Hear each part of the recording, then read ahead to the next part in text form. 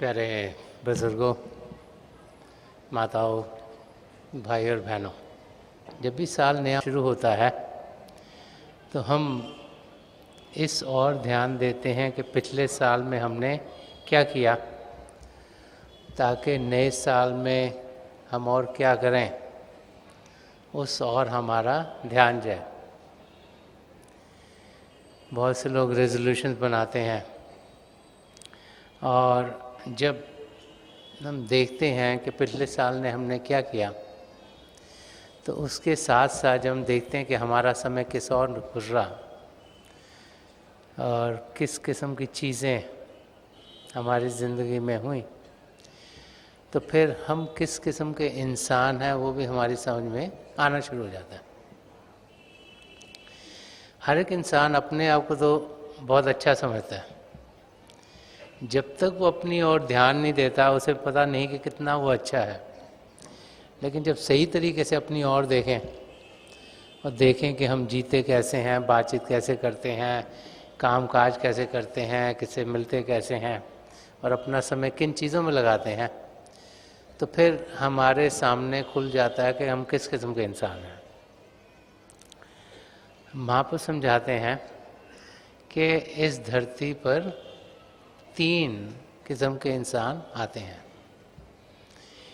सबसे पहले वो जो कि बाहर मुखी हैं, जिनका ध्यान बाहर की दुनिया में है, जो इस दुनिया को असली दुनिया समझ बैठते हैं, जो यही सोचते हैं कि सब कुछ जो कुछ हो रहा है वो इस दुनिया का है और वो फिर सुबह से शाम तक इस दुनिया की ओर ध्यान देते हुए ही अपनी ज़िंदगी गुजारते हैं। एक दूसरे किस्म के इंसान होते हैं जो अंतर्मुखी होते हैं, जिन्हें किसी पूर्ण महापुरुष से नाम की देन मिली हो। उन्हें ये समझ में आता है कि हमने इस धरती पर आकर अपने आप को सही रूप में देखना है, जानना है, पहचानना है और कदम अपनी मंजिल की ओर बढ़ाने हैं। इस दुनिया में रहते हुए, क्योंकि संतमत का रास्ता हमें ये नहीं कहता कि हम इस दुनिया को छोड़ें, घर गृहस्थी को छोड़ें। वो समझाता है कि घर गृहस्थी में रहते हुए, इस दुनिया में रहते हुए हम पिता परमेश्वर को पा सकते हैं। संत दर्शन सिंह जी महाराज से पॉजिटिव मिस्टिज्म कहा करते थे, नेगेटिव नहीं, कि किसी चीज़ को छोड़ना नहीं, घर गृहस्थी में रहते हुए समय बाकायदगी से रोज़ाना निकालना है ताकि हम अपनी मंजिल तक बढ़ सकें। तो वो इंसान जिन्हें नाम की देन मिलती है, उन्हें जो अंदर के मंडल हैं, उनमें जो प्रभु की सत्ता काम कर रही है, उनके नामों का जाप दिया जाता है। और फिर जब हमारे सद्गुरु जाप देते हैं, उनके पीछे उनकी तवज्जो होती है ताकि वो जाप हमें मन को शांत करने में मददगार हो। सिमरन, 5 नामों का जाप, जब हम प्रभु के नाम का जाप करते हैं, सिमरन करते हैं, तो फिर मन शांत होता है और फिर हमारी सूरज जो कि शरीर में बिगड़ी हुई है वो यहाँ शिव नेत्र पर एकाग्र होती है और हम अपने सद्गुरु की मदद से अंदर की दुनिया में बढ़ सकते हैं। तो ये वो भाई बहन हैं जो कि अंतर्मुखी हैं। और फिर तीसरे जिन्हें के हरिजन कहा गया, कि जो हरि परमात्मा और जन इंसान, जिसे संत दर्शन सिंह जी महाराज गॉड एंड मैन कहा करते थे, संत महापुरुष जो कि पिता परमेश्वर के हुक्म से यहाँ भेजे जाते हैं, जो शब्द के साथ जुड़े हुए हैं, जो हमें अपनी तवज्जो देकर हमें 84 लाख जिया जून से छुटकारा दिलवाते हैं। तो जब हम अपनी ओर ध्यान देते हैं, देखते हैं कि हमारे साथ क्या हो रहा है, तो फिर हमें ये मालूम हो जाता है कि किस कैटेगरी में हम हैं, किस में हमें जानना चाहिए, किस और कदम बढ़ाने हैं। और संत कृपाल सिंह जी महाराज तो बार बार फरमाते थे, what one man can do so can other, जो एक इंसान कर सकता है वो दूसरा भी कर सकता है। किस किस्म के हमने एफर्ट्स पुट इन करने हैं ताकि हम अपनी मंजिल तक पहुंच सकें। जो पहली श्रेणी है जो कि बाहर मुखी की है, उसमें तो जितने भी जीव हैं सब 84 लाख जियाजून में फंसे हुए हैं। जो दूसरी श्रेणी है जो इसमें अंतर्मुखी है, उसमें वो भाई बहन हैं जिन्होंने नाम लिया है, उनमें वो भाई बहन हैं जो नाम लेने के बाद अभ्यास करते हैं, उनमें वो भाई बहन हैं जो कि अभ्यास कर कर जिसे साध की अवस्था कहा गया है, जो कि पार ब्रह्म तक पहुंच जाते हैं, पिंड आन ब्रह्मांड को पार कर जाते हैं, काल देश को पार करके पार ब्रह्म जो कि दयाल देश का निचला हिस्सा वहाँ तक पता से साथ कहा जाता है। तो श्रेणी में वो लोग आते हैं। और फिर जो सचखंड और अनामी पहुँचे हुए हैं और प्रभु के हुक्म से यहाँ भेजे गए हैं, जिन्हें संत कहें, परम संत कहें,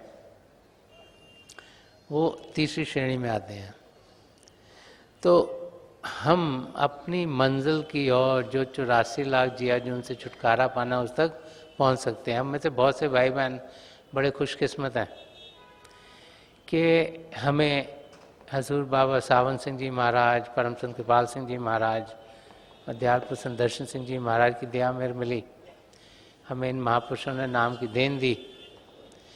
तो हम इस दूसरी श्रेणी में हैं।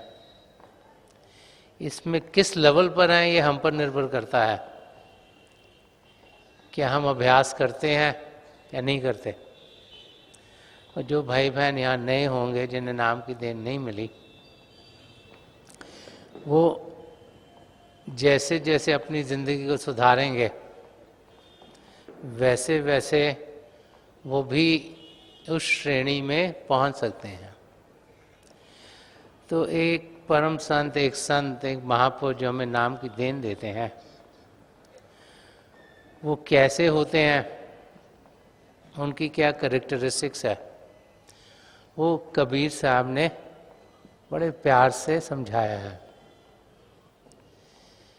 कि ये महापुरुष कैसे हैं, हमारे अंदर क्या जागृत करते हैं।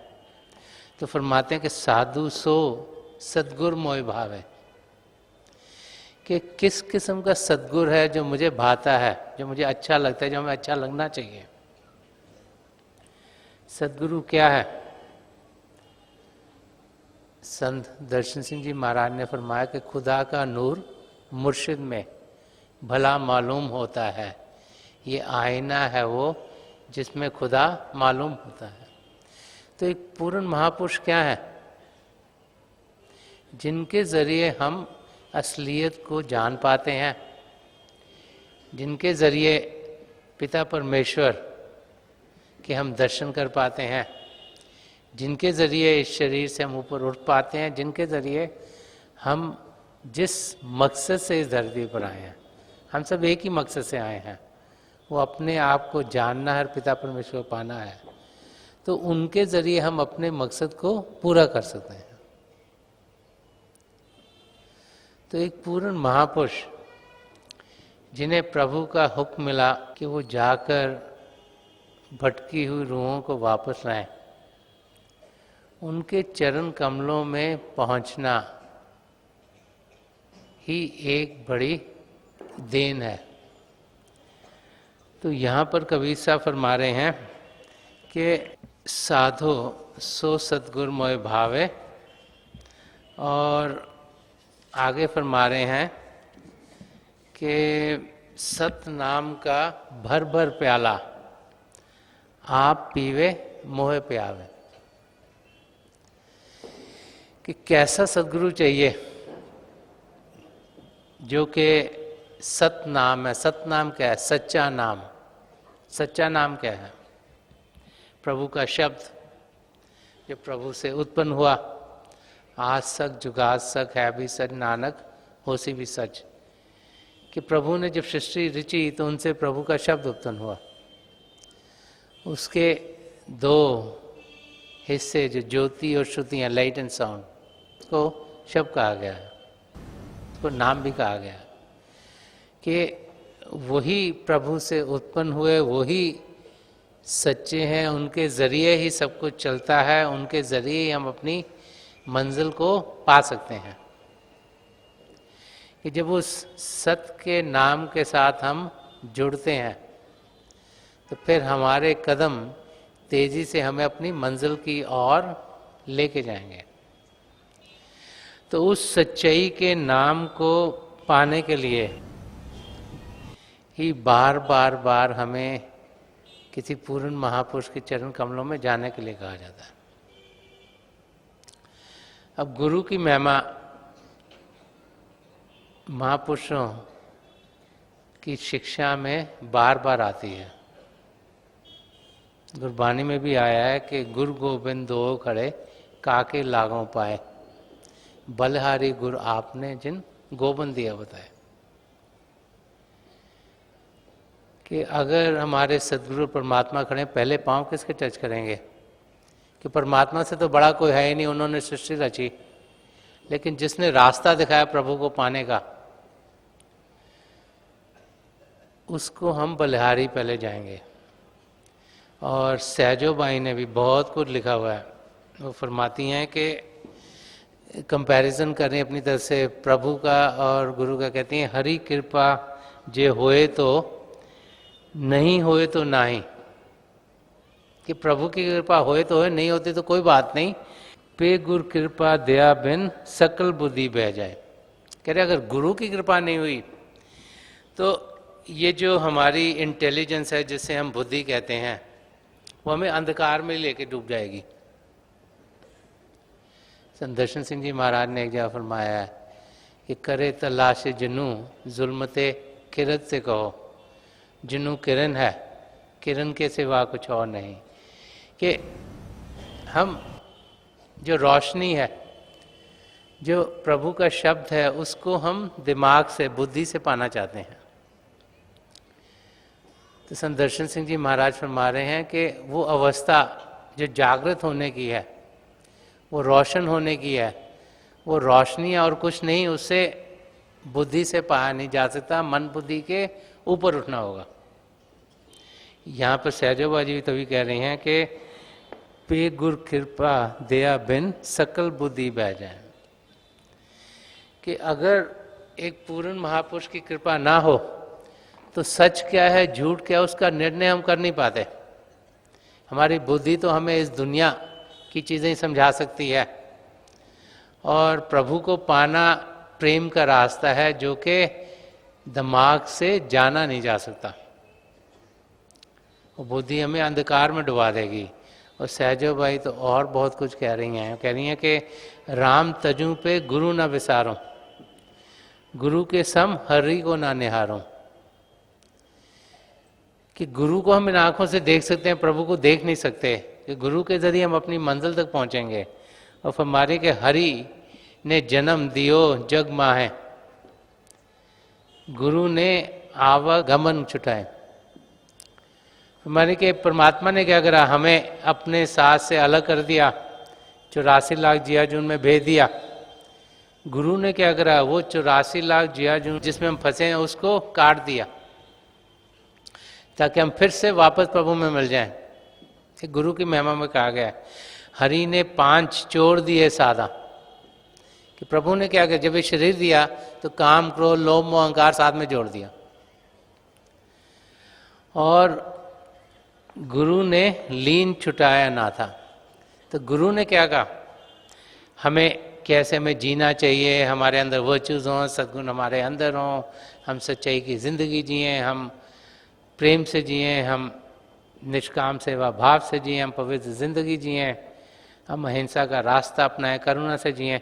हमें एक सच्चा इंसान बनाया ताकि हम फिर से प्रभु में जाकर लीन हो जाएं। फिर फरमाने के गुरु ने कुटुंब जाल में गेड़ी। अब जो प्रोसेस है इंसान का आने का यहाँ इस धरती पर, वो है कि माँ बाप के जरिए बच्चा आता है। जब बच्चा पैदा होता है, उसका शरीर पैदा होता है, तो हम सोचते हैं यही हमारा परिवार है। और जैसे जैसे हम बढ़ते हैं, हम बड़े होते हैं, हमारी शादी होती है, हमारे बच्चे, तो हम सोचते हैं यही हमारा है। तो उस परिवार में पिता परमेश्वर ने हमें जकड़ दिया। ये सहजो भाई जी फरमा रही हैं कि हरि ने कुटुंब जाल में घेरी, गुरु ने काटी ममता बेरी। गुरु के हमें समझाता है कि इस दुनिया में जो भी हो रहा हमारे साथ ये हमारे कर्मों के लिहाज से हो रहा है, और इस करके ये जो मेल मिलाप जो रिश्ते नाते हैं ये चंद क्षणों के हैं। जैसे एक मूवी में एक एक्टर एक प्ले करता है, फिर दूसरी मूवी में दूसरा करता है, तीसरी में तीसरा करता है, ऐसे ही हमारे साथ हो रहा है। तो हमें ये समझ आ जाता है कि असलियत क्या है और स्वप्न क्या है।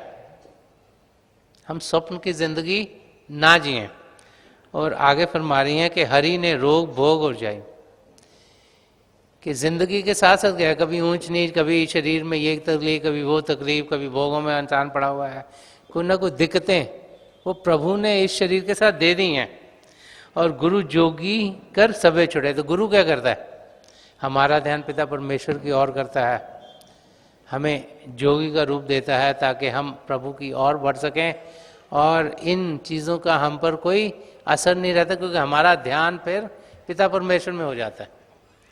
और आगे फरमा रहे कि हरि ने कर्म भरम भरमाया। तो पिता परमेश्वर ने जब ये सृष्टि रची, किसी कारण काल को वरदान दे दिया, तो कर्मों का विधान शुरू हो गया। तो उन कर्मों के विधान में हम फंसे हुए हैं और गुरु ने आत्म रूप लिखा है। तो गुरु ने क्या किया कि इस कर्मों के विधान में जिनमें हम फंसे हुए हैं उसमें अपनी तवज्जो देकर जो हमारा असली रूप है, जो आत्मिक रूप है, वो दर्शा दिया। और फरमा रही है कि हरि ने मोसो आप छुपायो। तो पिता परमेश्वर ने क्या किया, अपने आप को हमसे छुपा लिया। ना हम उन्हें देख सकते हैं, न जान सकते हैं, ना पहचान सकते हैं, हमें समझ नहीं आती वो कहाँ पर हैं, पहाड़ के ऊपर हैं कि नीचे हैं कि समुद्र में हैं कि कहाँ पर बैठे हैं, इस देश में है कि उस देश में है, वो छुपे हुए हैं। और गुरु दीपक दे ताहे दिखायो। तो गुरु ने क्या किया कि हमारे अंदर जो प्रभु की ज्योत है, जो प्रभु का नाम है, जो प्रभु का शब्द है, उसको जगा दिया और हम फिर पिता परमेश्वर को पा सके। उनके शब्द के साथ हमें जोड़ दिया ताकि हम गुरु की मदद से जब अपने आप को यहाँ कार्य करते हैं, हमें नाम की देन मिलती है, हम अपने सदगुरु के नूरी स्वरूप तो पहुँचते हैं, वो फिर हमें अंदर की दुनिया में ले जाते हैं। और फिर जिसे गुरुदेव कहा जाता है, हमारे गुरु का नूरी स्वरूप, वो अंदर की दुनिया में ले जाता है और हमें सचखंड में पहुँचाता है, जहाँ पर हम सत्पुरुष के रूप में अपने गुरु में पहले लीन होते हैं, फिर वो हमें पिता परमेश्वर में लीन करा देते हैं। तो तभी फरमाया गुरु दीपक दे ताहे दिखायो, कि गुरु ने जागृति की, हमें रोशनी दिखाई, ज्योति और श्रुति के साथ जोड़ा और फिर प्रभु के दर्शन करा दिए जो कि हमसे छुपे हुए थे। और फिर फरमा रही कि फिर हरि बंद मुक्ति गति लाए, कि हरि ने क्या करा कि हमें ऐसी अवस्था में डाल दिया जिसमें कि हम फंसे हुए हैं, बंद हैं। गुरु ने सभी भरम मिटाए कि हम एक भरम में, दूसरे भरम में, तीसरे भरम में फंसे हुए हैं। कभी इस लाइफ में देखो तो क्या होता है, कभी ये डर लग जाता है, कभी वो डर, कोई कहता है सीढ़ी के नीचे मत जाओ, कोई कहता है जी यहाँ से मत जाओ, कोई कहता है वो मत जाओ, कि न किसी भरम में इंसान पड़ा रहता है। कोई सोचता है ये मत करें, वो मत करें। और गुरु ने क्या कहा, गुरु ने सभी भरम मिटाए। गुरु समझाता है कि हम एक आत्मा है, इस धरती पे आने का मकसद ही है कि हम परमात्मा में लीन हों, और सारा ध्यान हमारा इन चीज़ों से हटाकर पिता परमेश्वर को प्रेम करने में लगा देता है। और आखिर में फरमा रही हैं वो अपने गुरु जो चरणदास जी महाराज थे उसके बारे में, चरणदास पर तन मन वारूं, गुरु न तजू हरि को तजारूं। तो कह रहे हैं कि मैं अपना सब कुछ निछावर अपने गुरु संत चरणदास जी महाराज पे कर दूं और उनको मैं कभी ना छोड़ूं, कि उनके जरिए ही मैं पिता परमेश्वर को पाऊंगी। तो इस शब्द में कबीर साहब हमें समझा रहे हैं कि साधो वो है कि साध अवस्था को पाने वाला, वो आत्मा जो कि पिंड अंड और ब्रह्मांड से ऊपर पहुंच गई है, जो कि पार ब्रह्म में है। वहाँ तक पहुँचना कोई आसान काम नहीं। पुराना ज़माना होता था, महापुरुष एक ही नाम दिया करते थे, जब एक नाम मिलता था उसकी प्रैक्टिस कराते थे, प्रैक्टिस कर कर कर फिर हम पहले मंजिल तक पहुँचते थे। फिर या तो वो शरीर में रहते थे अगर चल गए तो कोई और महापुरुष दूसरा नाम देता था, फिर तीसरा, फिर चौथा, और बड़ी मुश्किलों से इंसान ये 7 गति पा सकता है। तो उस लेवल के आत्माओं को यहाँ पर कभी सब संबोधित कर रहे हैं कि साधु शुद्ध गुरु मुझे भाई, कि गुरु तो तरह तरह के हैं, कोई इस लेवल का गुरु है, कोई इस लेवल का गुरु है, कोई इस लेवल का गुरु है। तो कौन सा गुरु है जो हमें भाता है, जो कि सचखंड तक हमें ले जाए, अनामी देश में हमारी आत्मा का मिलाप परमात्मा में करा दे, 84 लाख जिया जून से हमें छुटकारा पिला दे। और इसीलिए आगे उनके लक्षण बता रहे हैं, फरमा रहे हैं कि सत नाम का भर भर प्याला आप पिए मोह प्यावे, कि ऐसा सदगुरु प्रभु के नाम में 24 घंटे मस्त रहता है, कि नाम कुमारी नानका चढ़ी रहे दिन रात, कि ऐसा महापुरुष शब्द के साथ जुड़ा रहता है और उसी मस्ती जो उनके अंदर है, उस मस्ती के रंग में वो हमें रंग देता है, ताकि हम भी उस शब्द का अनुभव कर सकें। ये जो शिव नेत्र है, 10वां द्वार है, उनकी तवज्जो से खुलता है, ताकि हम जो हमारे अंदर प्रभु का शब्द चल रहा है उसका अनुभव करते हुए अपनी मंजिल की ओर बढ़ पाए। तो कभी सब आगे फरमाते हैं, उनके कैरेक्टर्स बता के मेले जाए ना महंत कहावे, पूजा भेंट न लावे, कि ऐसे सदगुरु को कोई दुनिया के मेलों से कोई लगाव नहीं। तो बता रहे हैं कि वो अंदर की दुनिया में जुड़े हुए हैं, उनको सारी मस्ती अंदर की दुनिया से मिल रही है, वो अंदर की दुनिया में आनंद की अवस्था में है। तो बाहर की दुनिया के मेलों का कोई खिंचाव नहीं उन पर, और पूजा भेंट न लावे, कि वो पिता परमेश्वर को पाने का रास्ता में दिखाते हैं। जो संत महापुरुष हैं वो अंदर की दुनिया की बातचीत करते हैं, परा विद्या हमें समझा रहे हैं, अपरा विद्या नहीं, कि उनका ध्यान है कि वो मददगार हों, उनको किसी की मदद चाहिए नहीं, क्योंकि वो तो देने वाले हैं, वो दाता हैं, उनके पास रूहानी खजाने हैं, वो प्रभु के खजानों को हमें लुटाने के लिए आए हैं, हमसे कोई लेने के नहीं आए, वो तो देते हैं और देते हैं। तो उनके लक्षण समझा रहे हैं और आगे फरमा रहे कि पर्दा दूर करे आंखन का, निज दर्शन दिखलावे। तो करते क्या हैं वो, कि जो हमारी आंखों पे पर्दा पड़ा है, किस आंख पर, ये बाहर की बात नहीं करें, अंदर की आंख की बात करें, शिव नेत्र पर अभी पर्दा पड़ा, आयरन कर्टन है, तो पर्दा दूर करे आंखन का। जो मन माया के पर्दे हैं, पिंडी शरीर, अंडी शरीर, ब्रह्मंडी शरीर, पारब्रह्मंडी शरीर, ये पर्दे पड़े हुए आंखों के ऊपर, अंदरूनी आंख के ऊपर, उसके जरिए जो असलियत हमें दिखती नहीं। तो जब वो नाम की देन देते हैं, हमें तरीका बताते हैं कैसे हम उन पर्दों को ऊपर करें। तो यहाँ यही समझा, पर्दा दूर करें आंखन का, निज दर्शन दिखलावे, कि जब हम ध्यान करने के लिए बैठे हम रोज पिता परमेश्वर के दर्शन कर पाए। वो तरीका हमें समझाते हैं, हमें वो दर्शा देते हैं। इतनी उनकी तवज्जो है कि वो हमें जो ये ब्रिज कवाड़ है, जो हमारा ये दरवाज़ा है जो आंखों को बंद किया हुआ, उसको दूर कर देते हैं, ताकि हम उनकी मदद से अंदर की दुनिया में जा पाएँ। अगर हम नहीं जा पाते तो कमज़ोरी उनकी नहीं, कमज़ोरी हमारी है कि हम अपने आप को उस अवस्था में पहुंचाते ही नहीं ताकि हम जा सकें। हमारा काम है शरीर को शांत करना, मन को शांत करना।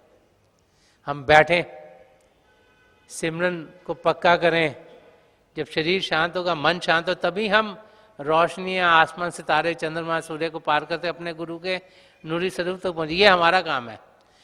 फिर एक बारी वहाँ पहुँच गए तो जो जो हमारे लिए बेहतर है वहाँ वो लेके जाएंगे। लेकिन अगर हम वहाँ तक पहुँचे ही नहीं तो फिर हम अंदर की दुनिया में जा नहीं सकते। हमारा काम है अपने गुरु के नूरी स्वरूप तक पहुँचना, उसके बाद वो हमें अपनी मंजिल तक ज़रूर पहुँचाएंगे।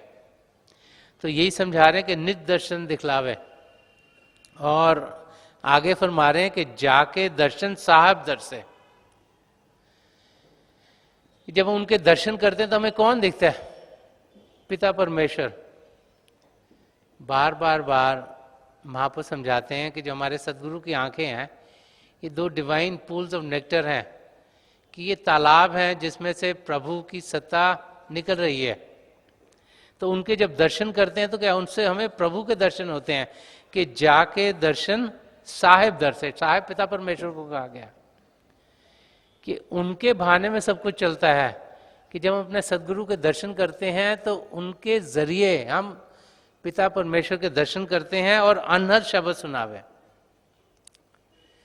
तो जब उनकी तवज्जो हम पर पड़ती है तो क्या होता है, जो अनहद शब्द जो हमारे अंदर चल रहा है वो हमें सुनवा देते हैं, उसके साथ जोड़ देते हैं, हम उसको सुनने के लायक हो जाते हैं।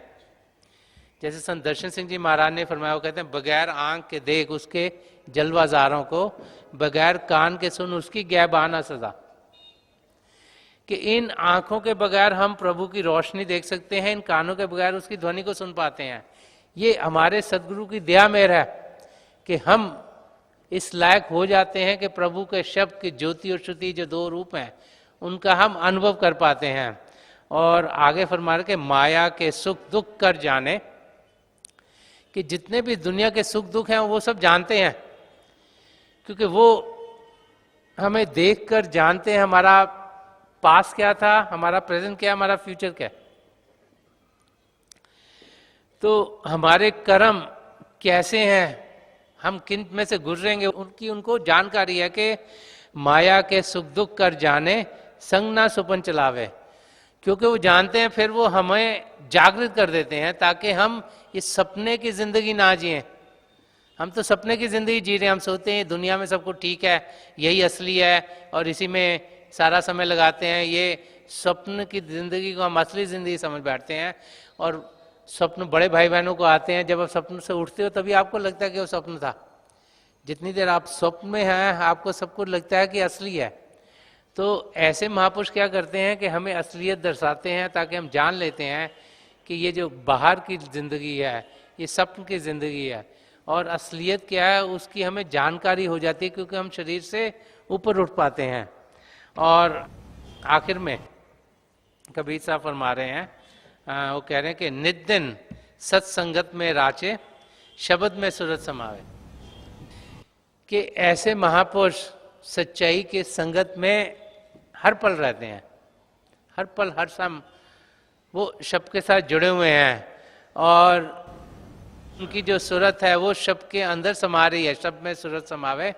तो वो समझा रहे हैं कि एक पूर्ण महापुरुष कौन है, कैसा है, क्या है, कि वो प्रभु के शब्द के साथ जुड़े हुए हैं, हर समय सच्चाई की संगत में रहते हैं।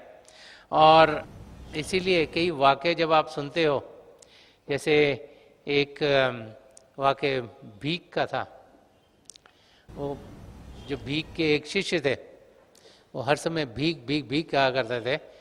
तो जब वहाँ के जो काजी थे उन्हें पकड़ के ले गए कि ये हर वक्त अपने आप को पूछो तुम कौन हो, कहते मैं भीख हूँ, तुम्हारा नाम कौन है, भीख है, तुम्हारा देने वाला कौन है, भीख है।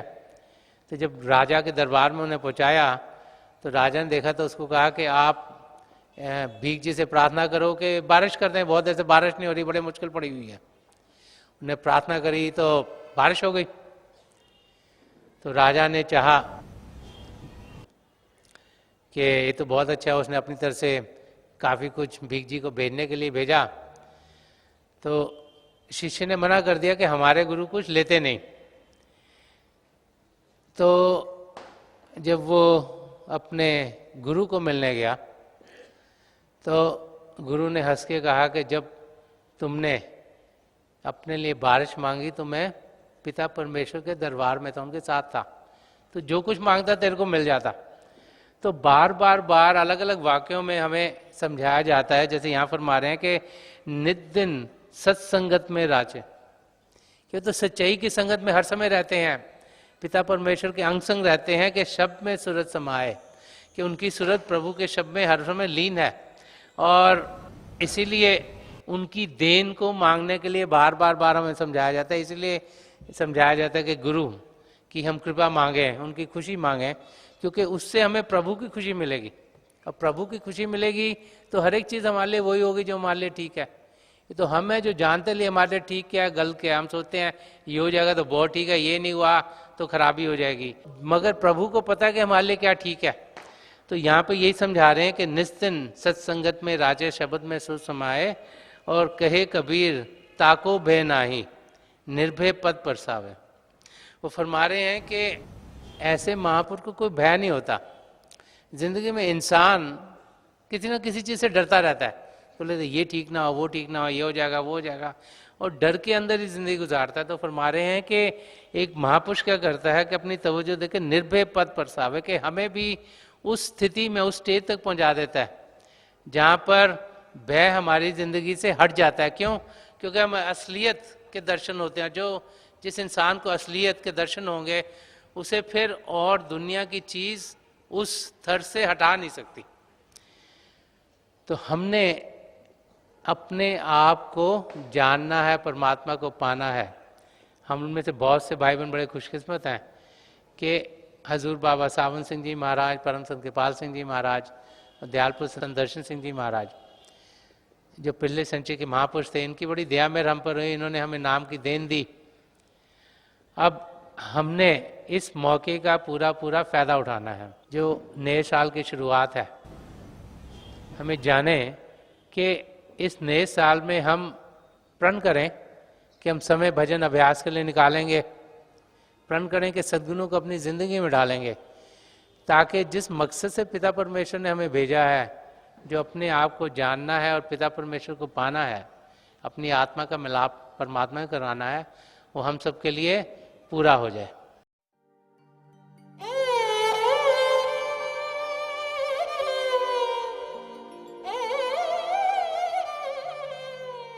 थोड़ी देर के लिए आप सब अभ्यास के लिए बैठ जाइएगा। आप जहाँ भी बैठे आराम से बैठिएगा, अपनी आंखें बंद कर लीजिएगा। ये जो आंखों के डेले हैं ये सीधे 8-10 इंच आपके सामने फोकस हो।